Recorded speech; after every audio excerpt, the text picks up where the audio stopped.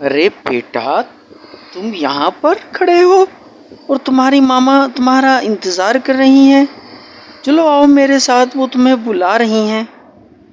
गुड्डू ने सोचा कि ऐसा तो कभी पहले नहीं हुआ।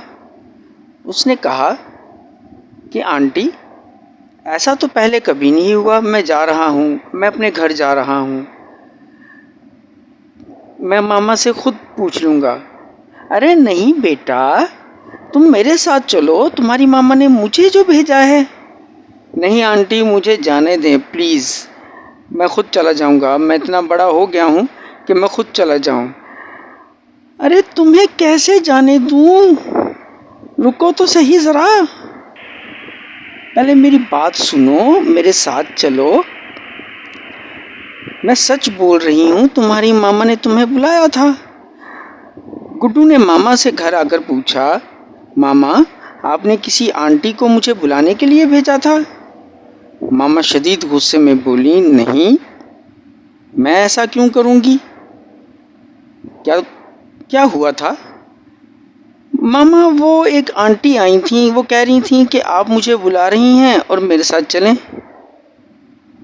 अच्छा, शाबाश जो तुम नहीं गए। कभी कोई तुम्हें बुलाए और ये कहे कि मामा या पापा में से किसी ने बुलाया है तो मत जाना। चलो आओ मार्केट चलें, ज़रा वहाँ देखें तो सही कौन सी आंटी थी।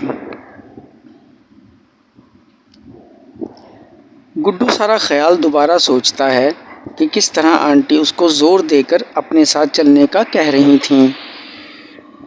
मामा यहाँ खड़ी थी वो। जी बिल्कुल यहीं पर। मुझे तो बहुत हैरानगी हुई थी, लेकिन फिर भी मैं गया नहीं। चलो बेटा, अब आप घर जाओ, मैं बाज़ार से सौदा ले आती हूँ। और याद रखना, जैसा कि इस बार किया हमेशा करना, कभी किसी के बुलाने पर उसके साथ नहीं जाना। ठीक, मेरा अच्छा बेटा। Okay mom.